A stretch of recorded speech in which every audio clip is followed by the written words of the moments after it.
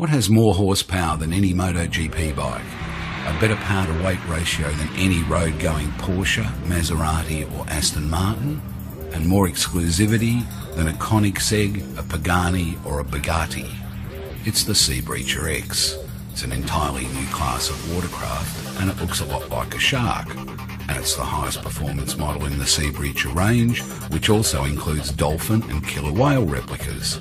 Every seabreazer is hand-built to the buyer's specs.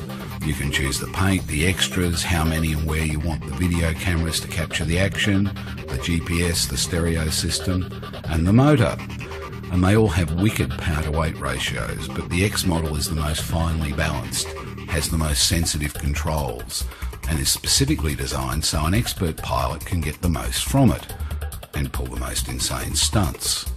Originally built with big veicolo and big V8 engines in the early days, the best power-to-weight ratio and balance of the machine has been found from fitting the lightweight supercharged engines from personal watercraft.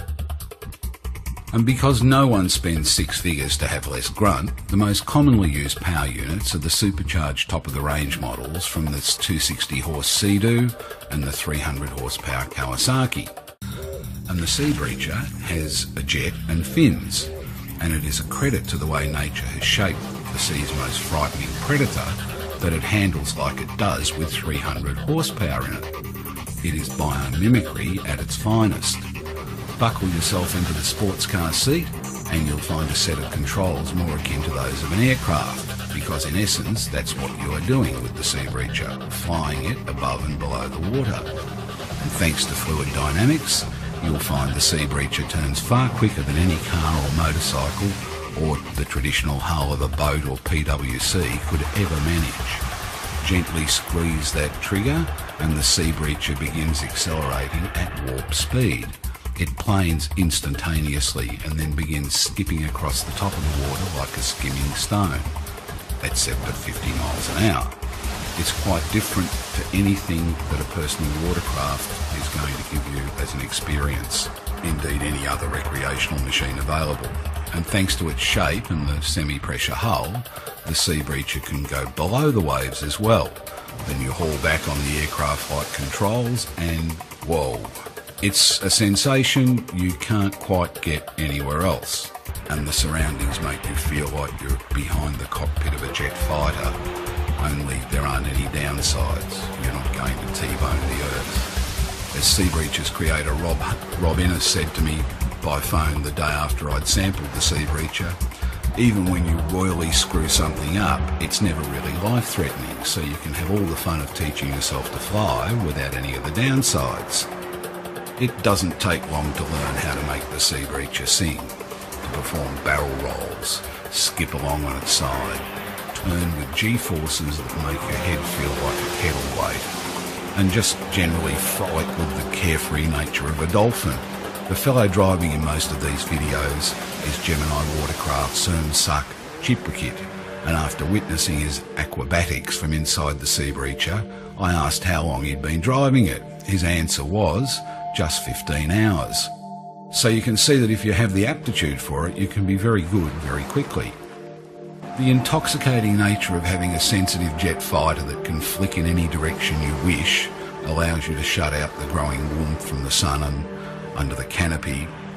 But when you've exhausted yourself controlling this ballistic projectile, getting a lungful of fresh air is incredibly easy. You just let go of the trigger for a moment, the seabreazer settles, hit the depressurise button, undo the locks on either side of a genuine jet fighter canopy, that's what it is, and this creature that was spitting fire and brimstone a few moments ago becomes docile and putters around like a carnival boat. As I've said, it's quite a different experience to a personal watercraft because you sit much higher on a personal watercraft and your centre of gravity is maybe a metre higher, and that makes a massive difference. There's no wrestling the beast, you just point it and hit the gas. In the same way that a go-kart feels like it's doing a gazillion miles an hour because your butt is just a few inches above the tarmac, carving turns on a personal watercraft is worlds apart from turning in the seabreazer with your head at or below sea level and the incredible G-forces compressing you into the sea. In many ways, the personal watercraft is a hot rod, while the Sea Breacher is akin to a bare-bones sports car like an Aerial Atom or a KTM Expo. It's a no-compromise machine with brutal suspension that will loosen the fillings in your teeth if you insist on pushing it to the limits, which you will. The Sea Breacher is built entirely to have fun at ridiculous speeds, and it feels like it's going faster than it is because of the rate at which the water hits the canopy and pounds you into the seat rises dramatically as speed increases. You never forget that you're inside a projectile due to the extreme forces you're being subjected to. And no matter how recessed your personal fun buttons might be, the Sea Breacher will press them and keep pressing them for a long time. Some boys' toys are fun for a while, but it soon gets to the "is that all there is" stage. I can see the Sea Breacher providing thrills for a very long time. It's a no-compromises fun machine. It rejoices in the ridiculous, performing tricks and subjecting your body to the type of G-forces you might get leaping a motocross bike or cornering a go-kart or bungee jumping. But it's safe enough to strap the family air in the back, and I'm quite confident that anyone could drive it safely with a bit of tuition. Motorcycles might give you more straight-line performance bang per buck, but you need years of experience to get anywhere near getting the most from a motorcycle through the twisty bits, and the consequences of making a mistake can be costly and painful and maybe worse. More so than anything else, the Sea Breacher convinced me that we have not seen the last of new water toys, employing the vast means available to inventors these days. This is a completely new form of recreation with a fun factor that is completely off the dial compared to anything else I've tried.